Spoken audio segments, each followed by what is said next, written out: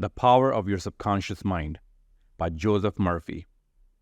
Have you ever been thinking about someone and they suddenly text you out of the blue? Or maybe you started thinking of moving to a new city, then it feels like you are hearing about that city at every turn. On the flip side, have you thought, I hope I don't get in a car accident, and then someone hits your bumper? You have likely heard reference to the law of attraction. Maybe you believe it, or maybe you don't. Either way, there is no denying that your subconscious mind is a powerful force. Here are 5 important lessons that help shift and shape our subconscious mind. Number 1. The subconscious mind is powerful enough to create your desired life. Does this sound too easy? It actually takes more self-discipline and focus than it sounds. Your subconscious mind helps to shape your desired life. Use it well. Let's say Jack was looking for a specific job. He wanted to be an account manager at a particular farm. This job was hard to get, not just because of the specific skills required, but because it wasn't even listed yet. He was just hoping for it to open up. So he engaged his subconscious mind. He visualized the job being posted. He pictured himself going into the office to the interview and having everyone realize he was the right person for the job. He imagined running into his potential future boss at the coffee shop and striking up a conversation. These are all things he didn't have control over, but was focusing on by putting thoughts and images in his subconscious mind. This not only allowed him to be ready when opportunity came, but to be primed to notice opportunity as it revealed itself around him. What do you know? But a week later, during Jack's daily job search, his dream position populated. He applied, interviewed, and got the job. The mind is more powerful than we realize. Number 2, if you want to be successful and rich in life, fill your life with positive thoughts. So we know now that the mind is powerful. What sort of thoughts then should we be feeding our subconscious mind? As King Solomon wisely said, as the mind thinks, so he is. What does this mean exactly? If you think you are poor, you will be poor. If you think you are rich, you will make decisions that make you money. If you think you are boring and lame, no one will want to be around you. If you think you are funny and fun to be around, you will act fun. Often people will blame an external source for what they think they are missing. Maybe you blame your parents for not building up your self-confidence, or the government for not giving you enough assistance.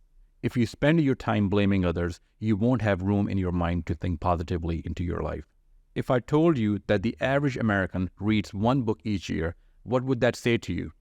To me, it shows that the average American does not actively feed their mind, whether that is with knowledge or positivity. If you spend time learning about how to gain wealth and thinking about being wealthy, it will lead to success. Take it from one of the richest men in the world, Warren Buffett, who famously said, "I always knew I was going to be rich.